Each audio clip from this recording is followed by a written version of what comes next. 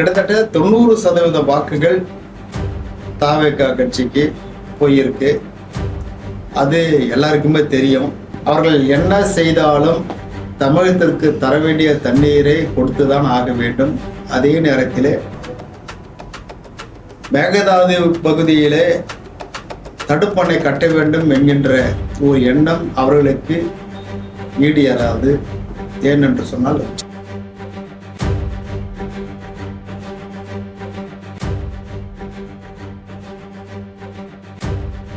கட்டுக்கதைகளை வெளியில சொன்னாலும் உண்மை பொருந்திவிடும். அந்த உண்மை அன்றைக்கே மக்களுக்கு தெரிந்து விட்டது. ஆகவே இது போன்ற உண்மையை மறைத்து பேசுவது நல்லது அல்ல. யாராக இருந்தாலும் ஆகவே அதையெல்லாம் சரி செய்து கொள்ள வேண்டும் என்றுதான் மக்கள் பார்த்து கொண்டிருக்கிறார்கள்.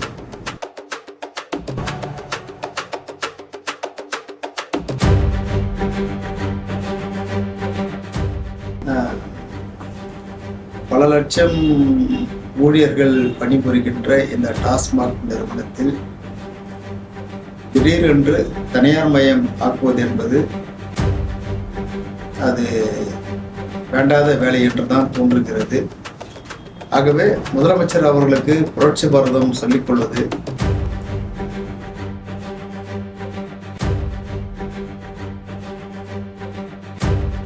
பேச்சு உரிமை இருக்கின்றது, எழுத்துரிமை இருக்கின்றது, எல்லா உரிமையும் இருந்து பேச்சு அதை மீறுவது எந்த விதத்திலும் நியாயம் அல்ல. ஆகவே அவர் மீறி பேசின காரணத்தினால் இந்த வழக்கு பாய்ந்திருக்கிறது. யாராக இருந்தாலும்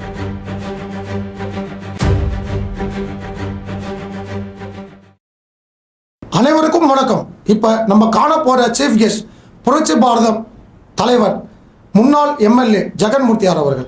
நம்ம கேப்டன் டிவி கேமராமேனோட அண்ணன் ஜெகன்மூர்த்தியார் அவர்கள் இணைந்திருக்கிறார். ஐயா வணக்கம். உங்க அரசியல் பயணம் எப்படி ஐயா சென்று கொண்டிருக்கிறது? எங்களுடைய அரசியல் பயணம் சரியாக சென்று கொண்டிருக்கிறது. இப்போ நீங்க நேற்றைய முந்தாலயத்தை அதிமுக இருந்து கூட்டணியில இருந்து வெளியில வந்திருக்கேன். அதுக்கான காரணம் என்ன ஐயா? காரணம் ஒண்ணு இல்ல. 26 நடந்த சட்டமன்ற தேர்தலில் தோல்வியை தழுவிட்டோம். அது அங்க இருக்கிற அதிமுக கட்சிக்காரங்க சரியா வேலை செய்யல அப்படின்றது எல்லாருக்குமே தெரியும். அது ஒரு அதிருப்தி நமக்கு இருந்தது. சரி, தலைமை கிட்ட அவங்க கூப்பிட்டு ஏதாவது விசாரணை பண்ணவங்க ஏன் எதிர்ப்பா வேலை செஞ்சீங்க, இல்லை ஏன் வேலை செய்யல, அப்படி ஏதாவது விசாரணை பண்ணுவோம்னு நினைச்சோம். எதுவும் பண்ணல. இருந்தாலும் அதே கூட்டணியில் தான் இருக்கணும்ன்றது ஒன்றே அவசியமும் இல்லை. அதெல்லாம் எங்களுடைய சமீபத்தில் நடந்த எங்களுடைய செயற்குழு கூட்டத்தில் அங்கிருந்து நம்ம வெளியே வரலான்ற மாதிரி முடிவு பண்ணாங்க. அந்த முடிவு அன்னைக்கு அறிவிக்கல. அதனால அப்படி இருந்தோம். இப்போ அறிவிச்சிருக்கிறோம். இப்போ நாங்க எந்த கூட்டணியிலுமே இல்லை. எப்போ தேர்தல் வருதோ அந்த தேர்தல் நேரத்துல கூட்டணி பற்றி பேசுவோம்னு சொல்லிட்டு தான் இப்போ எங்க கட்சியினுடைய அனைத்து வேலைகளும், அதாவது கொடியேற்றது, நிர்வாகிகளை சந்திக்கிறது, உறுப்பினர்களை அதிகப்படுத்துறது, விழிப்புணர்வு கொடுக்குறது, அவக்காட்டி புரட்சி பாரத கட்சியினுடைய கொள்கைகளை இன்னும் அடித்தட்டு மக்கள் வரையும் கொண்டு செல்வதற்கான அனைத்து வேலைகளையும் நாங்கள் செய்து கொண்டிருக்கிறோம். ஆகவே இந்த இடைப்பட்ட நேரத்தில் கட்சியை வலுப்படுத்துவதற்கான வேலைகளில் நிர்வாகிகளோடு நாங்கள் இறங்கியிருக்கின்றோம். அதுதான் இப்போதைக்கான நம்முடைய பணிகள். இப்போ தாவேகா அரசாங்கம் பார்த்தீங்கன்னா தலித்தை சேர்ந்தவங்களுக்கு அமைச்சர் பதவியெல்லாம் கொடுத்துருக்காங்க. இப்போ தலித்துக்கு தான் நிறைய விஷயங்கள் செய்கிற மாதிரி மக்கள் முன்னாடி பேச்சு இருக்கு. நீங்க எப்படி ஐயா பார்க்குறீங்க? அதாவது தமிழ்நாடு வெற்றி கழகம் இயக்கத்திற்கு வட மாவட்டங்கள்ல தான் அதிகமான வாக்குகள் அவங்களுக்கு விழுந்திருக்கு. அதுலேயும் பார்த்தீங்கன்னா வட மாவட்டத்தில் இருக்கிற தலித் மக்களுடைய வாக்கு தான் கிட்டத்தட்ட 90% வாக்குகள் தாவேகா கட்சிக்கு போயிருக்கு. அது எல்லாருக்குமே தெரியும். அதனால அந்த கட்சியினுடைய தாவக கட்சியினுடைய தலைவர் மாண்புமிகு ஜோசப் விஜய் அவர்கள் இதை உணர்ந்து இதை மக்களால் தான் நாம் வெற்றி பெற்றிருக்கிறோம். குறிப்பாக சொல்ல வேண்டும் என்று சொன்னால், எம்ஜிஆர் அவர்கள், புரட்சி தலைவர் எம்ஜிஆர் அவர்கள் கட்சியை ஆரம்பித்த பிறகு அமோகமான வெற்றி பெற்றது இந்த மக்களுடைய வாக்குகள். சமீபத்தில் எடுத்துக்கொண்டால் கூட 2011, 16 இந்த தேர்தலில் எல்லாம் புரட்சி தலைவி அம்மா அவர்கள் வெற்றி பெறுவதற்கான முழு முதல் காரணமும் இதே தலித் மக்கள். 2021 திமுக வெற்றி பெறுவதற்கும் இதே வட மாவட்டங்களில் இருக்கின்ற தலித் மக்கள். இப்பொழுது 26 வெற்றி பெறுவதற்கும் இதே தலித் மக்கள். இதையெல்லாம் உணர்ந்து திராவிட கட்சிகளை தவிர அதை தாண்டி இன்றைக்கு இந்த பட்டின மக்களுக்கு ஒரு அடையாளத்தையும் ஒரு முக்கியத்துவத்தையும் கொடுத்திருப்பது தமிழக வெற்றி கழகம், அதனுடைய முதலமைச்சர் மாண்புமிகு ஜோசப் விஜய் அவர்கள். ஆகவே இந்த மக்களுக்கு ஒரு ஆதரவாகவும், இந்த மக்கள் அந்த இயக்கத்திற்கு ஒரு ஆதரவாகவும் இன்றைக்கு இருக்கிறார்கள். ஆகவே தற்பொழுது தமிழகத்திலே எனதான் மின்சார பிரச்சனைகள், மின்கட்டண பிரச்சனைகள், எந்த பிரச்சனையாக இருந்தாலும் வெகு விரைவிலே அதையெல்லாம் சரி செய்யக்கூடிய ஒரு நிலையில இந்த அரசு செயல்பட்டு கொண்டிருக்கிறது. ஆகவே இந்த பிரச்சனைக்கெல்லாம் ஒரு முற்றுப்புள்ளி வைப்பார்கள். இப்போ தமிழக வெற்றி கழகம் வந்து பாத்தீங்கன்னா அவங்களோட ஆட்சி வந்து சினிமா பாணியில தான் இருக்குன்ற மாதிரி எல்லாருமே வந்து சொல்றாங்க. நீங்க எப்படி ஐயா பாக்குறீங்க? ஏன்னா இந்த ஆட்சியில தொடர்ச்சியா வந்து கற்பழிப்பு, கஞ்சா போதை புழக்கம், ஒயின் ஷாப்ல வந்து நம்ம சைட்ல பாத்தீங்கன்னா 10 ரூபாய் இருக்கு. இதே செங்கல்பட்டு அந்த சைடு போனீங்கன்னா பாட்டிலுக்கு 20 ரூபாய் எக்ஸ்ட்ரா இருக்கு. அது இல்லாம இவர் வந்து அந்த டாஸ்மாகை வந்து தனியார் மயமாக்கலான்ற மாதிரி ஒரு பிளான்ல இருக்காரு. நீங்க எப்படி பாக்குறீங்க? இல்ல, பல லட்சம் ஊழியர்கள் பணிபுரிகின்ற இந்த டாஸ்மாக் நிறுவனத்தில் திடீரென்று தனியார் மயம் ஆக்குவது என்பது அது வேண்டாத வேலை என்றுதான் தோன்றுகிறது. ஆகவே முதலமைச்சர் அவர்களுக்கு புரட்சி பாரதம் சொல்லிக் கொள்வது, இந்த டாஸ்மாகில் பணிபுரிகின்ற அரசு ஊழியர்களை என்ன செய்ய போகிறீர்கள், அல்லது மாற்று பணியிலே அல்லது மாற்று நிர்வாகத்திலே இவர்களை பணியமர்த்த போகிறீர்களா, அல்லது இவர்களுடைய எதிர்காலம் என்ன என்றெல்லாம் இன்றைக்கு கேள்வி எழுகின்றது. அதே நேரத்தில் தனியார் மயம் ஆக்கப்பட்டால் கண்டிப்பாக கலாச்சாரம் இதில் பெருகெடுத்து ஓடும் என்பது அனைவருக்கும் தெரியும். அரசாங்கம் இந்த டாஸ்மாக் இருக்கின்ற பொழுது ஒரு சில இடங்களிலே கள்ளச்சாராயம் புழங்கி கொண்டிருக்கின்றது. இது அரசாங்கத்திற்கும் இந்த டாஸ்மாகுக்கும் சம்பந்தம் இல்லை, தனியார் மயம்தான் என்று இருக்கின்ற பொழுது கண்டிப்பாக கள்ளச்சாராயம் அது பெருகிவிடும். ஆகவே இதையெல்லாம் கட்டுப்படுத்த வேண்டும். ஏனென்று சொன்னால் நாம் பார்த்திருப்போம், விழுப்புரம் மாவட்டத்திலே கள்ளக்குறிச்சியிலும் மரக்காணத்திலும் எவ்வளவு பேர் இந்த கள்ளச்சாராயத்தில் இறந்திருக்கிறார்கள் என்பது அரசாங்கம் நடத்துகின்ற பொழுதே இந்த அளவிற்கு இருக்கிறது என்று சொன்னால், தனியார் மயம் சென்று விட்டால் இது ஒவ்வொரு கிராமத்திலும் இந்த பிரச்சனையை தலை தூக்கிவிடும். ஆகவே இதை கட்டுப்படுத்த வேண்டும் என்று சொன்னால் மதுக்கடைகளை, டாஸ்மாகை அரசாங்கம் தான் நடத்த வேண்டும் என்றுதான் எங்களுடைய கோரிக்கை. இப்போ ஆகஸ்ட் 3ஆம் தேதி வந்து மேகதாது விஷயமா வந்து நம்ம ஜோசப் விஜய் அவர்கள் வந்து கர்நாடகா சொல்றதா இருக்கு.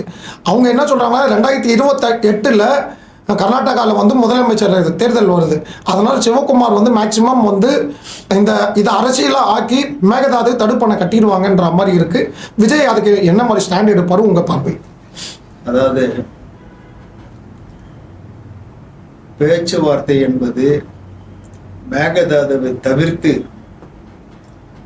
தமிழ்நாட்டிற்கு காவிரி ஆற்றிலே நம்முடைய பங்கு என்ன உச்சநீதிமன்றமும் ஒழுங்காற்று குழுவும் என்ன சொல்லியிருக்கிறது என்பதை நாம் யோசித்து அதற்கு பிறகு அதன்படி நமக்கு சேர வேண்டிய எத்தனை டிஎம்சி தண்ணீர் வேண்டுமோ அதை பற்றி தான் பேச முடியுமே தவிர எந்த சூழ்நிலையிலும் மேகதாதுவில் அவர்கள் அணை கட்டுகிறார்கள் என்ற பேச்சுவார்த்தைக்கு நாம் செல்லக்கூடாது. அதே நேரத்தில் கர்நாடகாவிலே நாங்களும் இருக்கிறோம் என்பதை தெரிவிப்பதற்காக ஒரு சில கன்னட அமைப்புகள் அங்கே இருக்கின்ற அரசுக்கு நெருக்கடி கொடுக்கின்றது. போராட்டம் என்பதெல்லாம் அதே போராட்டம் தமிழகத்திலேயும் நடத்துவார்கள். ஆனால் அந்த அளவிற்கு கர்நாடகாவில் இருக்கின்ற அரசியல் கட்சி போல் இல்லாமல் அவர்கள் என்ன செய்தாலும் தமிழகத்திற்கு தர வேண்டிய தண்ணீரை கொடுத்துதான் ஆக வேண்டும். அதே நேரத்தில் மேகதாது பகுதியிலே தடுப்பணை கட்ட வேண்டும் என்கின்ற ஒரு எண்ணம் அவர்களுக்கு ஈடேறாது. ஏனென்று சொன்னால் உச்சநீதிமன்றத்தினுடைய தீர்ப்பு இருக்கிறது, ஒழுங்காற்றுக்குடைய தீர்ப்பு இருக்கின்றது. தமிழ்நாட்டினுடைய இசைவு இல்லாமல் மேகதாதுவிலே அணை கட்ட முடியாது என்பது தெரிந்திருந்தும் இது போல் சொல்கிறார்கள் என்று சொன்னால் அந்த மக்களை அமைதிப்படுத்துவதற்கோ அந்த மக்களுக்கு நாங்கள் தான் இந்த மக்களுக்கு பாதுகாப்பு, இந்த கர்நாடகாவிற்கு பாதுகாப்பு என்று சொல்வதை போல அவர்கள் வெளியிலே காண்பிக்கிறார்கள்.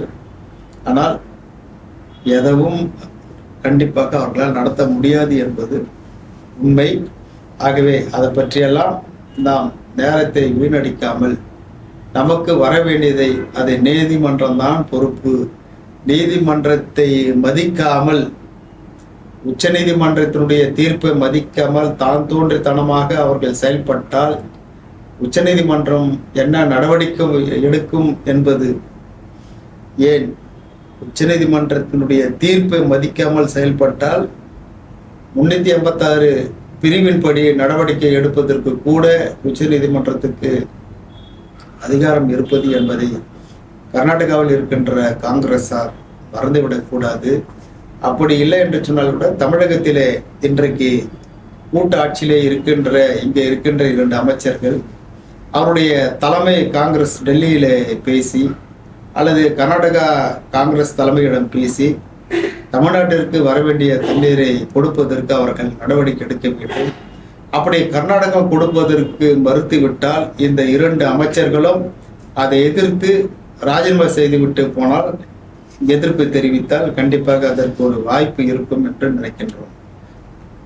சார், இப்போ போன திமுக ஆட்சியில பாத்தீங்கன்னா தலித் தலைவர்கள் நான் யாரை சொல்றேன்னா பகுஜன் சமாஜ் பார்ட்டி சமத்துவ தலைவர் ராம்ஸ்டாங் அண்ணன் வந்து கொலை செய்யப்பட்டாரு. நீங்களும் வந்து ஒரு சில மோட்டிவ்ல வந்து கைது செய்யப்பட்டீங்க. கைதுனா அவங்க மேல வந்து வழக்கு போட்டாங்க திராவிட கட்சிகள். ஸோ வந்து திராவிட கட்சிகள் வந்து தொடர்ச்சியா தலித்துக்கு எதிராக செயல்படுறதா நம்ம எடுத்துக்கலாமா? அதாவது கடந்த கால அரசு, திமுக அரசு உண்மையாக தலித் மக்கள் மீது இது போன்ற சட்ட ரீதியாகவும் குண்டர்களாலும் கட்டவிழ்த்து விடப்பட்ட ஒரு குற்றத்தை செய்து கொண்டிருந்தது. ஆகவேதான் இன்றைக்கு ஒட்டுமொத்த தலித் மக்களும் திமுகவிற்கு எதிராக இன்றைக்கு தாவேகாவிற்கு வாக்களித்தது, தாவேகாவை ஆட்சிக்கு வரவழைத்தது. திமுக இனிமேலாவது புரிந்து கொள்ள வேண்டும் அல்லது திருந்த வேண்டும். இனிமேல் எதிர்காலத்திலே தலித் மக்கள் மீது பொய் வழக்கு போடுவதும் தலைவர்களை மிரட்டுவதும் அல்லது அவர்கள் குண்டர்களுக்கு சிபாரிசு செய்வதும் நீடித்தால் கண்டிப்பாக எப்போதுமே தமிழகத்தில் இனிமேல் திமுக ஆட்சிக்கு வர முடியாத ஒரு சூழ்நிலை உருவாகும் என்பதை அவர்கள் உணர்ந்து கொள்வார்கள் என்று நாங்கள் நினைக்கின்றோம். திராவிட முன்னேற்ற கழக தலைவர் ஸ்டாலின் அவர்கள் என்ன கூறியிருக்காருன்னா, இன்னும் 6 மாசத்துல தாவேகா அரசு கலைஞ்சிடும்ன்றார். திமுக தலைவர் 6 மாசத்துல இப்ப இருக்கின்ற ஆட்சி கலைஞர்னு சொன்ன எதை வச்சு கலையும், எப்படி கலைக்க முடியும்? சப்போஸ் அவர் ஆதரவு கொடுத்திருந்தால் அந்த ஆதரவை நான் வாபஸ் பெற்றுக்கொள்வேன். எப்படி மத்திய அரசு காங்கிரஸ் அரசு ஆட்சியில் இருக்கின்ற பொழுது எல்லா பிரச்சனைக்கும் அவருடைய சொந்த பிரச்சனைகள்லாம் கூட நீங்கள் இதை செய்ய விட்டால் உங்களுக்கு கொடுக்கின்ற ஆதரவு நாங்கள் வாபஸ் கொடுப்போம், உங்களுடைய ஆட்சி கவிழ்ந்து விடும் என்பது எப்படி மிரட்டி கொண்டிருந்தார்களோ அதுபோல் இப்போது மிரட்டுவதற்கு அவர்களுக்கு எந்த விதமான உரிமையும் இல்லை. ஆகவே அவர்கள் சொல்வதெல்லாம் பகல் கனவு தான். ஆக இந்த அரசு 5 வருடம் சரியாக மக்களுக்கு பணியாற்றும் என்றுதான் நாங்கள் நினைக்கிறோம். தாவேக அரசாங்கம் தொடர்ச்சியா கருத்து சுதந்திரத்துக்கு எதிராக தான் அவங்க நடந்துக்கிறாங்க. நீங்க பார்த்துருப்பீங்க, பல பேர் கைது, மார்கண்டேயன் அவர்கள் கைது செய்யப்பட்டது, பல பத்திரிகையாளர்கள் கைது செய்யப்படுவது, அது இல்லாமல் தொடர்ச்சியா இந்த தாவேக அரசாங்கத்தில் ஒரு அராஜகம் பிடிச்ச அரசாங்கம் மாதிரி தானே நடந்துட்டு இருக்கு. திமுகக்கும் இவங்களுக்கும் எந்த வித்தியாசமே இல்லைன்ற மாதிரி தான் மக்கள் பார்க்குறாங்க. அண்ணன் நீங்க எப்படி பார்க்குறீங்க? அதாவது ஒரு பொதுக்கூட்டத்தில் ஒரு முதலமைச்சரை நீ சட்டமன்றத்தை கூட்டு, சட்டமன்றத்துக்கு வா, உன் எலும்பு உடைக்கிறோம் அப்படின்னு சொல்றது எந்த அளவுக்கு இது ஒரு வன்முறையான பேச்சு என்பது அனைவருக்கும் தெரியும். மக்களும் பார்த்து கொண்டிருக்கிறார்கள். ஒரு முதலமைச்சரை இப்படி சொல்வது எந்த அரசு தான் அல்லது எந்த கட்சிக்காரர்கள் தான் இதை பார்த்து கொண்டிருப்பார்கள். ஆகவே முறையாக அங்கே இருக்கின்ற தாவேக கட்சியினுடைய மாவட்ட செயலாளர் காவல்துறையில முறையாக புகார் அளித்து அதன் பேரில் அவர்கள் கைது செய்து நீதிமன்றம் அவர்களுக்கு சிறை கொடுத்திருக்கிறது. இந்த வார்த்தைகள் எல்லாம் பேசிக்கொண்டிருந்தால் அரசாங்கம் இருக்கிறதா இல்லை என்கின்ற ஒரு கேள்வி தான் எழும். ஆகவே பேச்சு உரிமை இருக்கின்றது, எழுத்துரிமை இருக்கின்றது, எல்லா உரிமையும் இருந்து பேச்சு அதை மீறுவது எந்த விதத்தில் நியாயம் அல்ல. ஆகவே அவர் மீறி பேசின காரணத்தினால் இந்த வழக்கு பாய்ந்திருக்கிறது. யாராக இருந்தாலும் அடக்கம், வாயடக்கம் என்பது இருக்க வேண்டும். அதை மீறினால்தான் இது போன்ற பிரச்சனைகள் எல்லாம் வருவதற்கான காரணமாக இருக்கின்றது. நீட் தேர்வு பத்தி டெல்லி ஜந்தர் மந்தர்ல மாணவர்களோட போராட்டம் நடந்தது. அது அந்த போராட்டத்துக்கு பாஜக அரசு அடிபணிஞ்சிச்சுன்ற மாதிரி எடுத்துக்கலாமா? மாணவரோட போராட்டம் வெற்றி பெற்றதா எடுத்துக்கலாமா? அப்படி சொல்ல முடியாது. அதாவது சிஜேபி மாணவர்கள் போராட்டம் நடத்தியது உண்மை. அந்த போராட்டத்திலே ஒரு சில குண்டர்களும் கலந்து கொண்டிருக்கிறார்கள் என்பது இப்பொழுது தெரிய வருகிறது. ஆகவே முழுமையாக மாணவர்களை மட்டும் போராடினால் அரசு அதற்கு உண்டான மரியாதை கண்டிப்பாக கொடுக்கும். இருந்தாலும் இது மாணவர்களுடைய உணர்வுகளுக்கு மதிப்பளித்து இந்த அரசு, மத்திய அரசு அவர்கள் கேட்கின்ற அந்த கேள்விகளுக்கு விடை கொடுத்திருக்கின்றது. அவர்கள் கேட்ட கேள்வி மத்திய கல்வித்துறை அமைச்சர் ராஜினாமா செய்ய வேண்டும் என்பது, அதையும் அவர்கள் ராஜினாமா செய்து இருக்கிறார்கள்.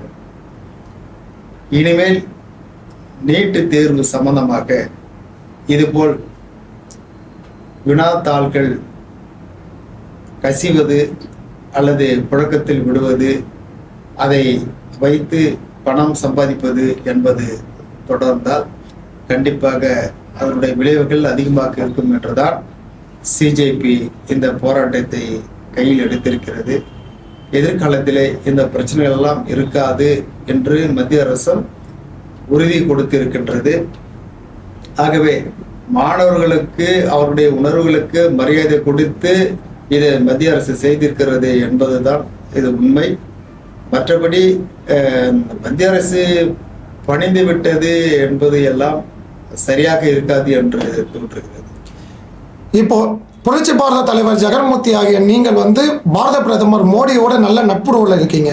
இப்போ வரும் இடைத்தேர்தலாக இருக்கட்டும், உள்ளாட்சியாக இருக்கட்டும், பாஜகவோட கூட்டணி வைக்க வாய்ப்பு இருக்கா? அதாவது இப்போ புரட்சி பாரதம் எந்த கட்சியோடும் கூட்டணி இல்லை. தேர்தல் வருகின்ற நேரத்திலே எந்த கட்சியோடு கூட்டணி என்பதை அன்றைக்கு நாங்கள் தெரியும். இப்போ தொடர்ச்சியா பாத்தீங்கன்னா விஜய் மேல ரீல்ஸ் தான் பண்ணிட்டு இருக்காங்க. ஏன்னா அவங்க சொல்றது ஒண்ணு இருக்கு, செய்யறது ஒண்ணு இருக்கு. நீங்க இதுவரையுமே தாவேக அரசாங்கத்தை எதிர்த்து எந்த ஒரு போராட்டமும் அறிவிக்கல. நீங்க தாவேக அரசுக்கு நீங்க ஆதரவு தெரிவிக்கிறீங்களா? அதாவது தாவேக அரசு மக்களுக்கு எதிர்ப்பாக என்ன செய்தது, அதற்கு எதிர்ப்பாக நாங்கள் போராட்டம் நடத்துவதற்கு என்று தெரியவில்லை. ஆகவே அதற்கான காரணமும் தெரியவில்லை.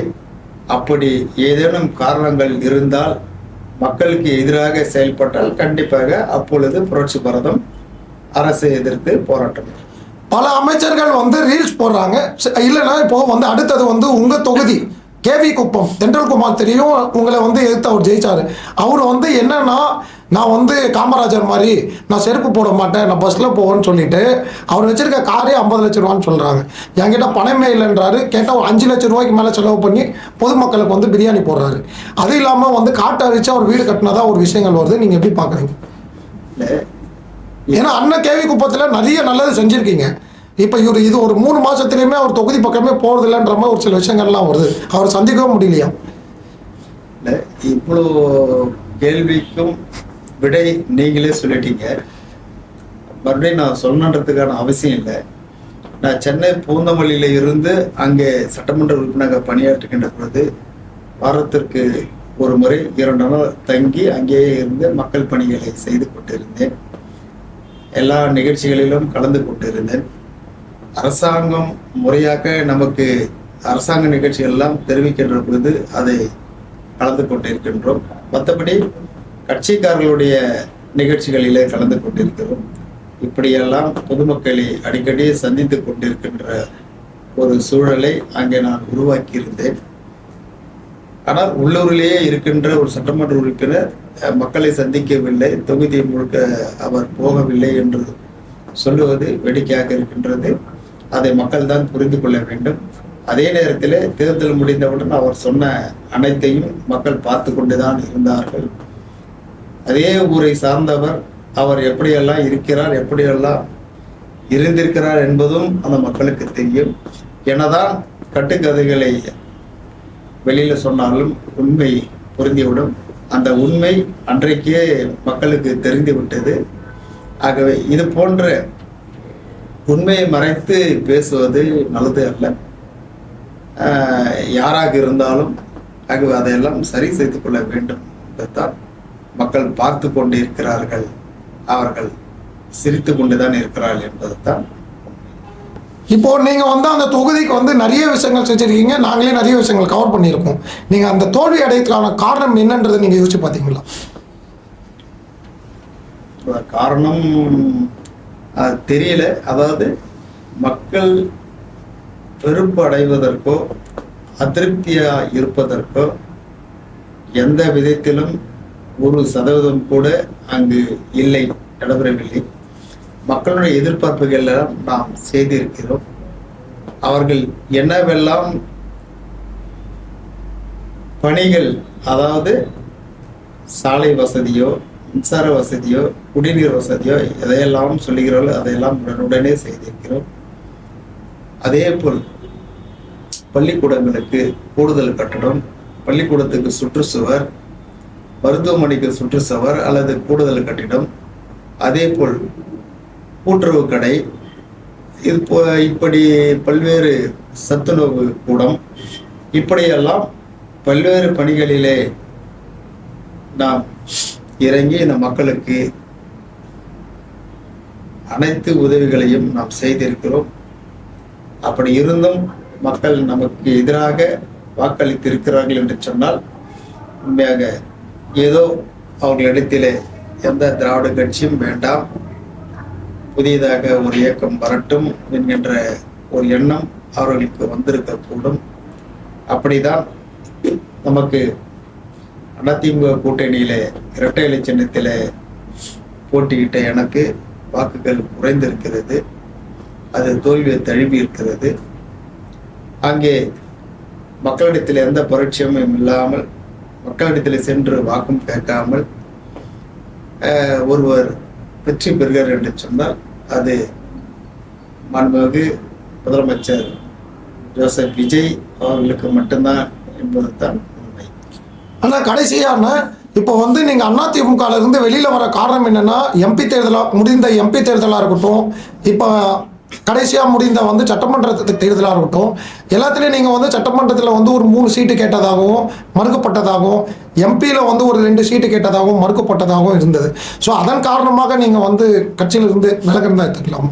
அதாவது அதிமுகவுடைய தலைவராக இருந்தாலும் அதனுடைய முன்னணி தலைவர்கள், 2ஆம் கட்ட தலைவர்கள் கூட